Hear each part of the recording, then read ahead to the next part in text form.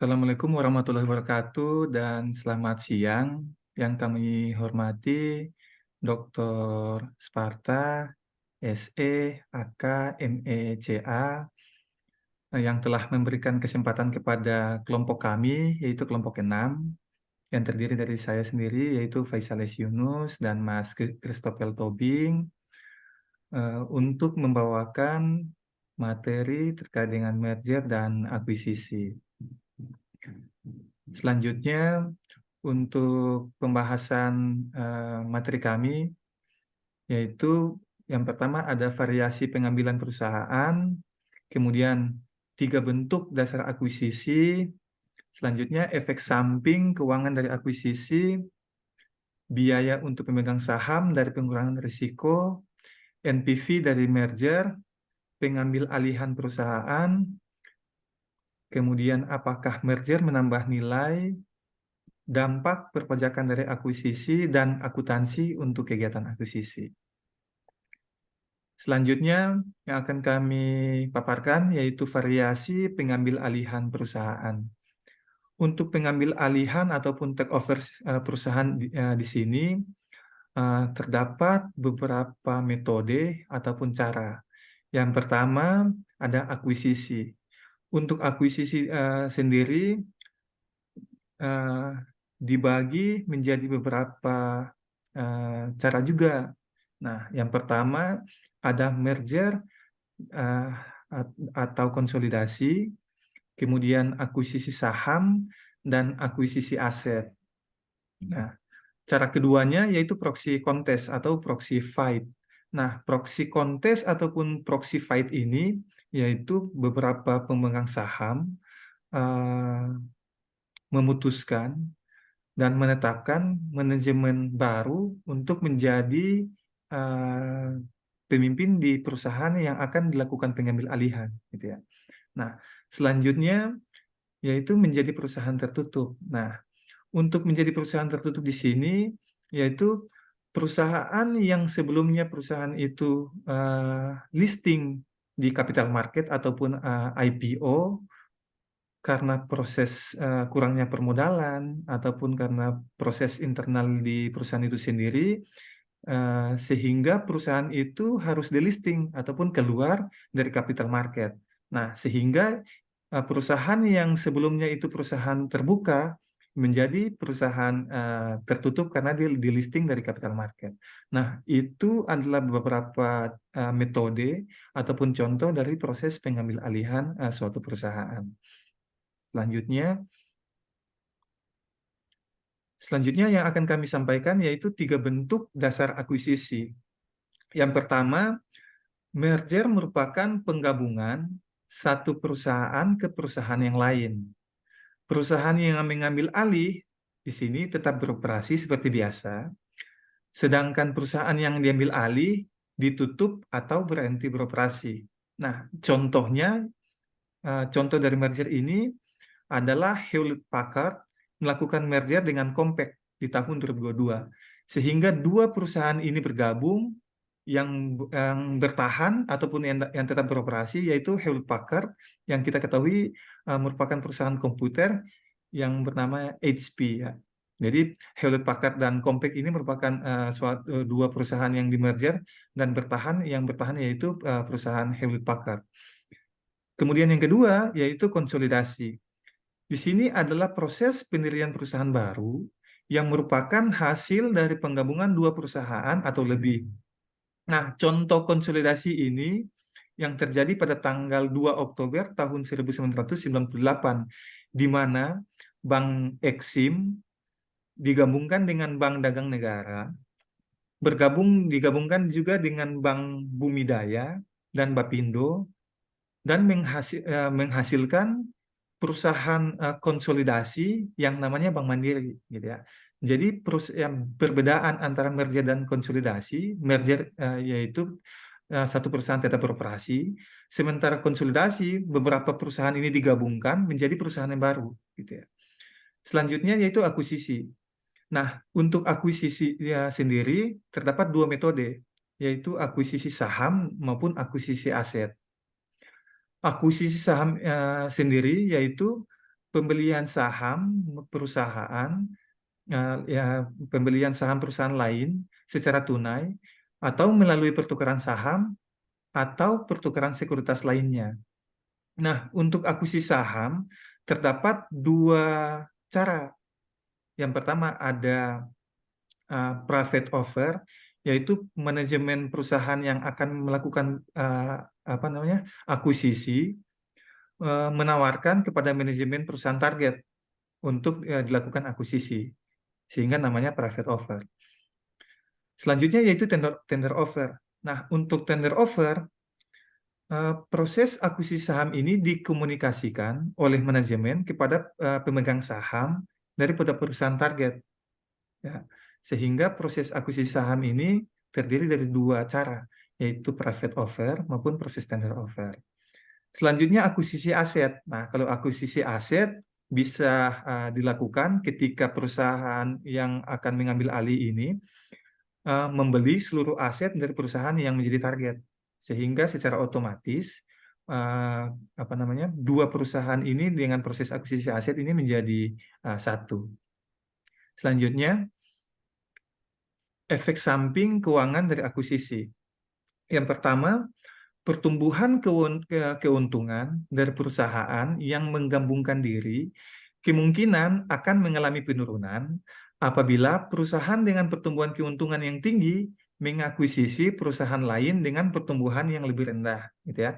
Jadi perusahaan yang tadinya labanya contohnya 1 juta digabungkan dengan perusahaan yang labanya hanya 500.000, ya, otomatis ketika perusahaan ini digabungkan, ya, dua perusahaan ini karena dua perusahaan ini yang satunya tinggi dan satunya rendah, pertumbuhannya akan kelihatan rendah gitu. Jadi yang pertama seperti itu. Yang kedua yaitu proses diversifikasi. Nah, untuk proses diversifikasi ini merupakan sebagai salah satu manfaat yang diperoleh ketika melakukan akuisisi suatu perusahaan dengan perusahaan yang lain. Nah, variabilitasnya itu, tingkat pengembaliannya ini dapat dipisahkan menjadi dua bagian, unsistemik maupun sistemik. Nah, ketika dua perusahaan yang tadinya yaitu perusahaan yang bisa kita katakan adalah perusahaan yang sehat, digabungkan dengan perusahaan yang tidak sehat karena contohnya dia terus mengalami kerugian. Ketika digabungkan, maka ini dapat menghilangkan proses ataupun permasalahan unsistemiknya tadi, gitu. Karena digabungkan sehingga menjadi sehat kembali. Jadi perusahaan sehat dengan perusahaan yang tidak sehat ketika digabungkan ini menjadi perusahaan yang sehat kembali karena proses permasalahan unsistemik ini menjadi hilang, gitu. Nah, yang kedua yaitu permasalahan sistemik, gitu ya. Nah, ketika dua perusahaan digabungkan, yang tadinya contohnya itu sehat digabungkan dengan tidak sehat, ya, ketika menjadi perusahaan yang diakuisisi menjadi perusahaan yang satu, karena perusahaan yang tidak sehat tadi memiliki permasalahan yang kompleks, sehingga dampaknya ketika dua perusahaan ini digabungkan menjadi permasalahan yang sistemik, ya, tidak menyelesaikan permasalahan dan akhirnya menjadi masalah yang lebih kompleks, gitu ya. Selanjutnya yaitu biaya untuk pemegang saham dari pengurangan risiko. Nah, pemegang saham dapat mengurangi kerugian yang diperoleh karena adanya merger dengan cara perusahaan melunasi utang lamanya sebelum merger dan menerbitkan surat utang baru ketika dia setelah melakukan merger. Selanjutnya, menerbitkan utang yang lebih besar setelah merger karena merger meningkatkan kapasitas berutang perusahaan, ya. Jadi ketika dua perusahaan ataupun lebih ini digabungkan, otomatis kapasitas volume usahanya, kapasitas kinerjanya, ya, kapasitas produksinya akan jauh lebih besar sehingga peluang untuk mendapatkan pembiayaan ataupun kredit kepada lembaga perbankan ataupun lembaga pembiayaan itu menjadi jauh lebih besar. Selanjutnya terkait dengan NPV dari merger. Nah, perusahaan umumnya menggunakan analisis NPV ini ketika melakukan akuisisi. Nah, perhitungan NPV merger ini dapat dilakukan ketika akuisisi dilakukan dengan pengeluaran kas oleh perusahaan pengakuisisi atau melalui pertukaran saham. Jadi bebas untuk menghitung NPV merger ini bisa dengan fresh money, yaitu pengeluaran kas, atau melalui pembelian saham dari perusahaan yang akan menjadi target merger. Nah, rumus untuk menghitung NPV merger ini yaitu sinergi dikurangi dengan premium. Nah, contohnya akan kami jelaskan lebih lanjut ya. Yang pertama, contohnya PT ABC dan PT XYZ. Jadi sebelum merger memiliki nilai sebelum merger ini sebesar $500 untuk PT ABC. Sementara PT XYZ memiliki nilai sebesar $100. Setelah merger, nilai gabungan kedua perusahaan tersebut menjadi $700 ya. PT XYZ ini ingin dikuasai oleh PT ABC dan dapat dilakukan akuisisi ketika PT XYZ ini PT ABC ini membayar sebesar $150 kepada pemegang saham dari PT XYZ. Nah, yang pertama untuk mencari nilai perusahaan ABC setelah diakuisisi yaitu nilai gabungan kedua perusahaan ini sebesar $700 ini dikurangi dengan kas yang dikeluarkan oleh PT ABC kepada pemegang saham, yaitu sebesar $150. Sehingga didapatlah nilai perusahaan ABC setelah diakuisisi itu sebesar $550. Nah, kemudian kita harus mencari NPV untuk pemegang saham dari perusahaan ABC, ya. Nah, nilai perusahaan ABC setelah diakuisisi sebesar $550, kita kurangi dengan nilai sebelum merger dari PT ABC, yaitu sebesar $500. Sehingga didapatlah NPV untuk pemegang saham dari PT ABC itu sebesar $50. Nah, kemudian kita mencari perhitungan sinerginya, ya.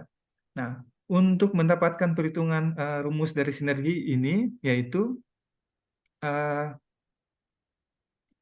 nilai gabungan dari masing-masing perusahaan ABC dan PT XYZ ini yaitu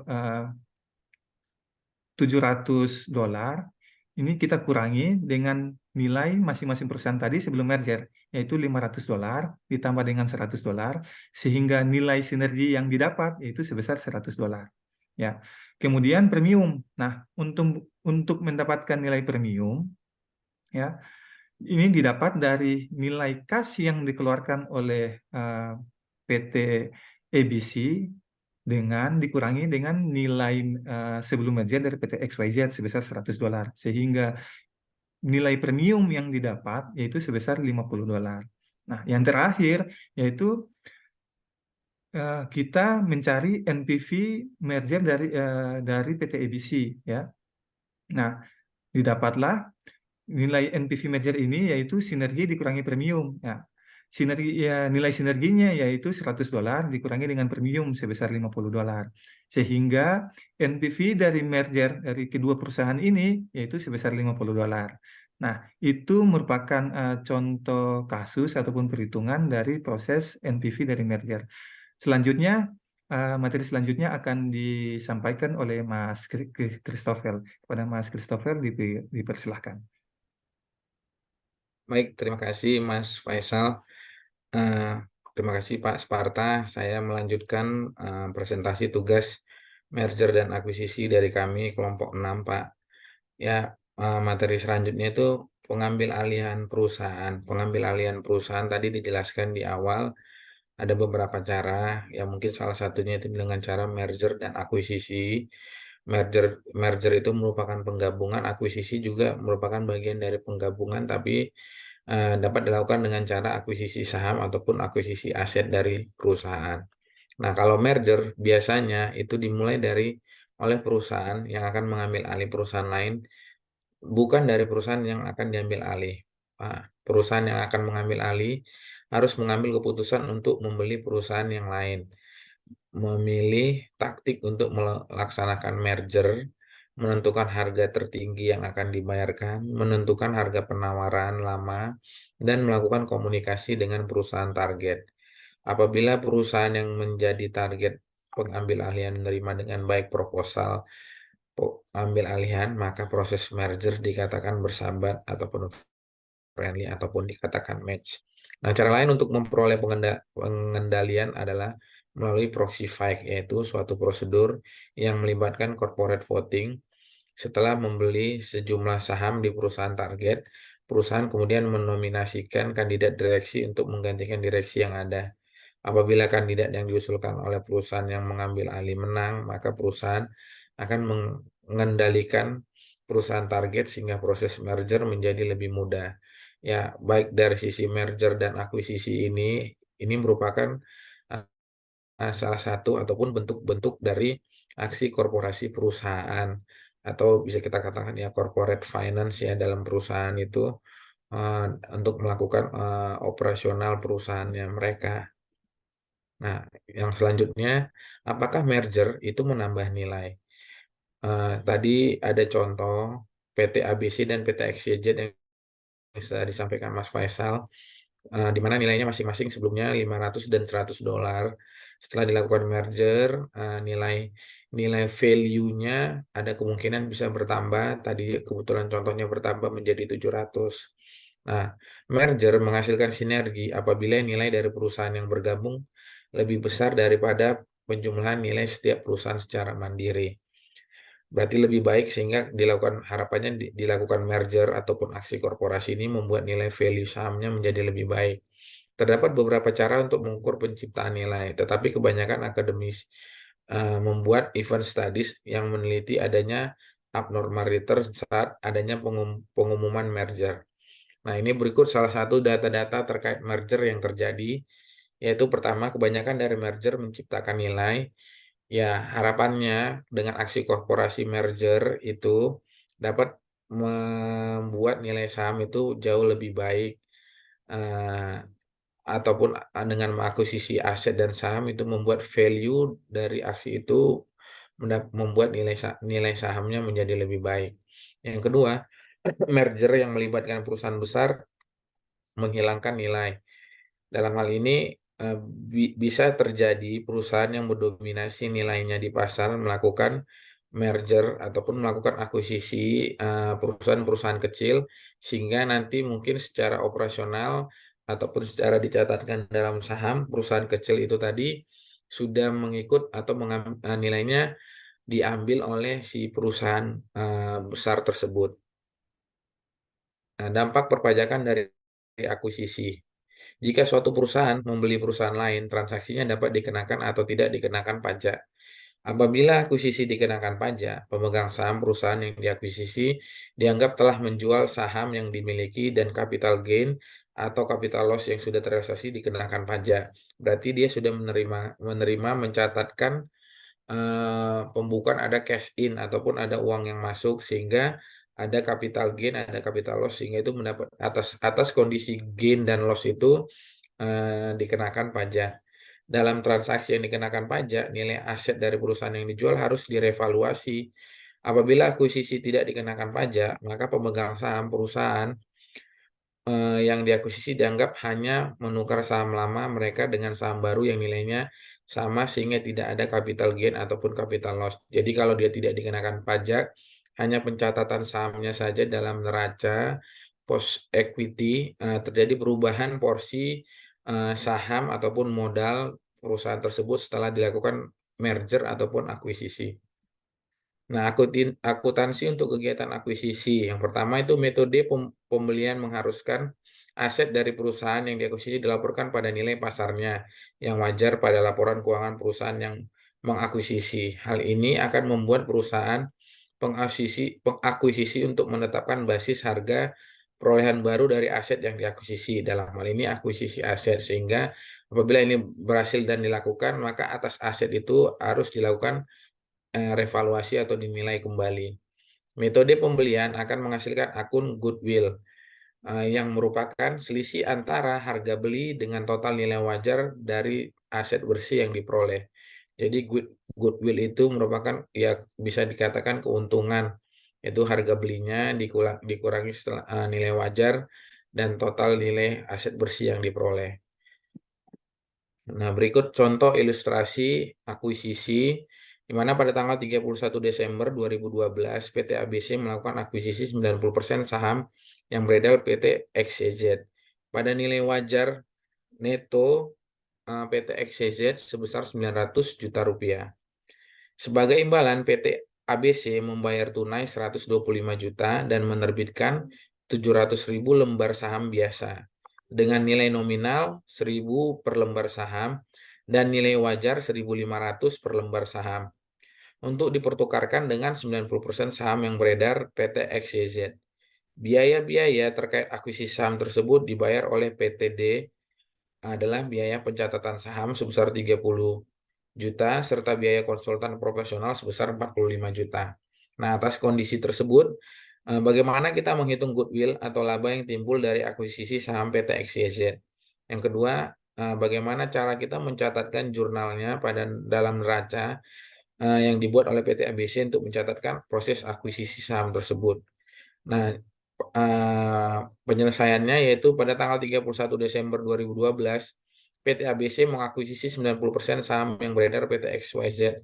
Dalam artiannya, PT ABC akan menjadi pemegang saham mayoritas dari PT XYZ, di mana dalam kasus ini terdapat 10% saham non-pengendali, dalam arti saham minoritas, yaitu 100% dikurang oleh 90% PT ABC yang akan mengakuisisi 90% saham PT XYZ. Nah, bagaimana cara menghitung 90% ataupun goodwill dari 90% akuisisi saham PT XYZ itu nilai wajar yang diserahkan diperoleh dari 700.000 lembar saham PT ABC dikali dengan nilai wajar sebesar 1.500 per lembar dengan total 1 miliar 50 juta dengan PT ABC harus membayarkan tunai dari kas sebesar 125 juta sehingga atas nilai wajar akuisisi tersebut sebesar 125 juta dikurang ditambah 1 miliar 50 juta sehingga 1 miliar 175 juta. Nilai wajar kepentingan non pengendali berarti ada 10% lagi dari nilai neto sahamnya si XYZ itu yaitu sebesar 10% dari 900 juta atau 90 juta rupiah. Sehingga nilai agregat ataupun nilai total dari value aset yang dilakukan akuisisi saham tersebut yaitu sebesar 1 miliar 265 juta. Dengan nilai wajar aset neto itu sebesar 900 juta rupiah. Sehingga goodwill ataupun profit dari akuisisi saham PT XYZ tersebut sebesar 90% itu sebesar 365 juta rupiah. Nah, bagaimana cara untuk mencatatkan dalam hal ini penyerahan imbalan ada uang tunai dan 700 lembar saham dalam rangka akuisisi 90% saham PT XYZ.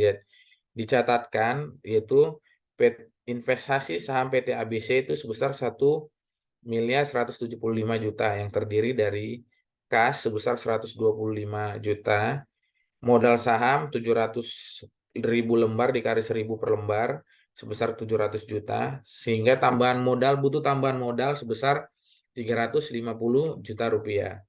Nah, untuk biaya-biayanya sendiri terdapat biaya akuisisi saham yaitu sebesar 45 juta rupiah dengan tambahan modal di store sehingga muncul kas 30 juta rupiah sehingga kas yang dibutuhkan sebesar 75 juta rupiah. Ya, demikian presentasi tugas dari kami terkait merger dan akuisisi. Kami dari kelompok 6, ada saya Christopher dan Pak Mas Faisal. Terima kasih Pak Sparta. Sekian dari kami.